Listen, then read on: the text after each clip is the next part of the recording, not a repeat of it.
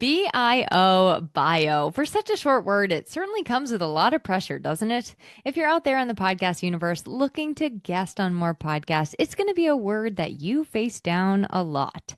Your bio makes an appearance in episode show notes. It's often shared on social media, and it's your first chance to connect with the listener and create a spark of interest at the top of the episode when the host reads it aloud.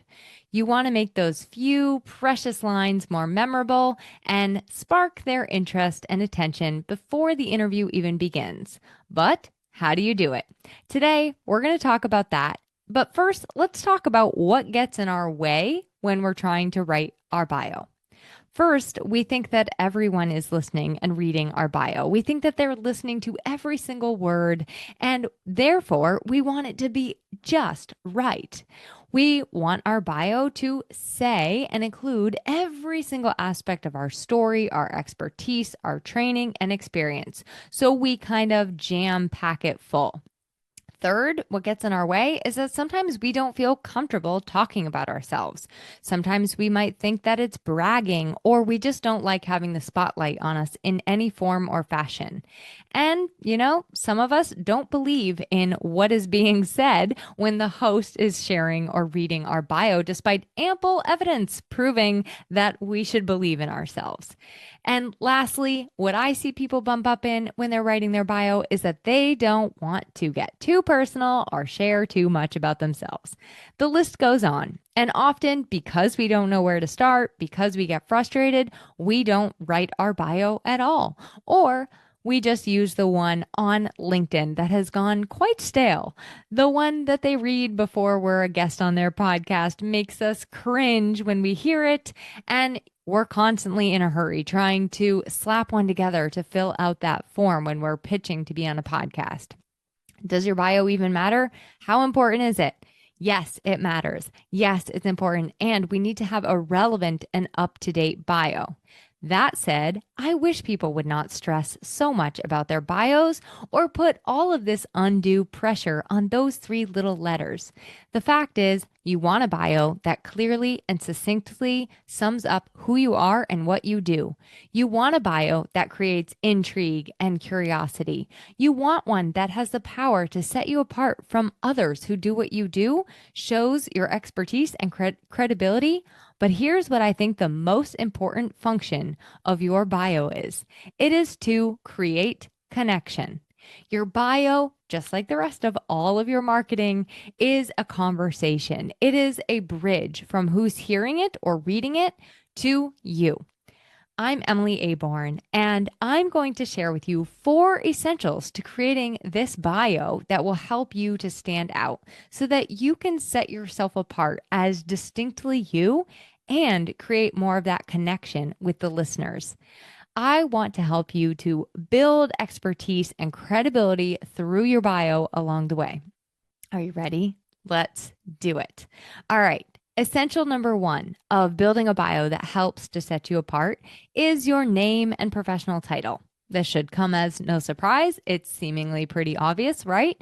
And I would say to make this more friendly and approachable, use the name that you like to be called. So if on paper your name is Catherine, but everyone in your life calls you Kathy, including your clients, put that right into your bio.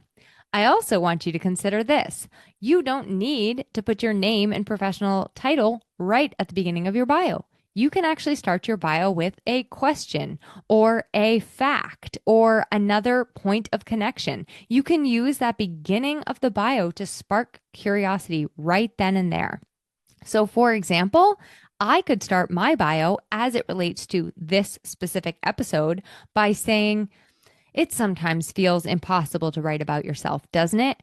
Raise your hand if you too have ever been stuck staring down the blinking cursor of doom while trying to write your about page or bio or another piece of marketing that's supposed to sum up the entirety of who you are and what you do in just a few sentences." Our guest today, Emily Aborn, is a content copywriter who helps small business owners do just that through their messaging. So you can include that professional title and name at the top of the bio, Or you can start with something else, a fact, a question, another way to bring listeners in and to create that curiosity right at the beginning. Last thing on your professional title. Chances are going to be pretty high that somebody else, somewhere else, does what you do. In fact, a lot of people do what I do. I encourage you to, yes, get a little creative with your title, but please don't get so obscure in your title that it's confusing. Whenever possible, avoid using all of that industry jargon or complex language and just keep it simple. Avoid overused words that are maybe prevalent in the podcasting space that have pretty much all but lost their meaning. So, essential number one, your name and professional title. Essential number two, who you help and what you do. Now, if you have a niche or a niche, as some say, this can be a fantastic place to be super specific. If you serve a more broad audience, I would actually ask you to consider tailoring your bio depending on the host that you're sending it to. So, for example, if I know that I'm speaking to a podcast specific audience, I would tailor my bio a little bit to speak directly to podcasters and creative entrepreneurs. If I know that I'm speaking to an audience of coaches and consultants, I might tailor my bio to speak right to them.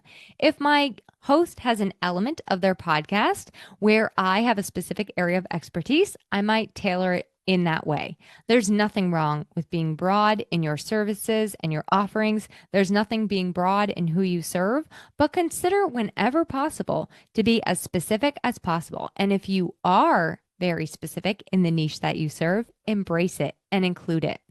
Who you help should be very simple, very concise, and they should be able to instantly identify themselves in your bio.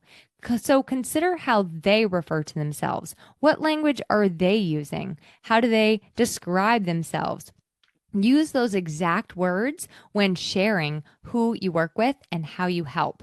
When it comes to what you do, you don't need to list all of the products and services that you offer. You also don't want to be super vague. Make sure that you're using tangible, simple language that takes into consideration their problems, their challenges. Don't say they can, for example, if you were going to say they could step into their authentic selves and embody their truth, well, what does that really mean? Does it mean they're looking to reduce overwhelm, to have more clarity in their lives, to get more accomplished in a day, to have better relationships, to make decisions confidently? Listen to their exact challenges and struggles. What problems are they? How are they describing their problems? And speak right to it when you share who you are and how you help. Ready for essential number three? Essential number three is a little bit about your background or expertise. This does not need to be your entire life story or include your high school GPA. This is an area for you to include anything that is going to boost your credibility and your expertise. Perhaps you've had experience with a wide array of industries.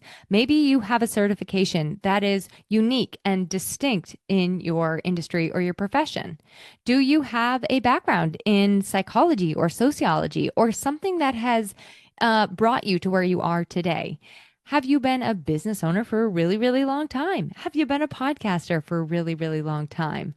What is it about your background or expertise that sets you apart from everybody else who does what you do?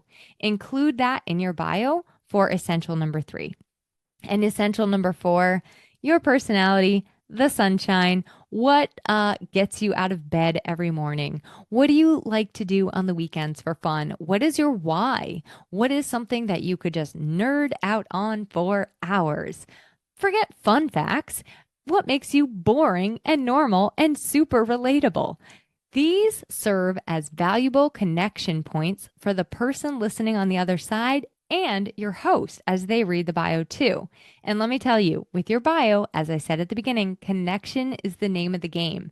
A bio is really acting as a bridge from your reader or listener to yourself. So use your personality and your relevant pieces of fun facts in your bio. You don't have to get overly personal. Just include a few little things about what makes your life great, what makes you light up, and what you're enjoying right now. All right, couple pointers and then we'll wrap up. This is a living, breathing thing. Your bio can be tailored as you send it out to different places. And I don't want you to put so much pressure on it because it's important to remember you actually get to experiment a little bit and try new things with your bio. So take your foot off the gas and don't put so much pressure on it.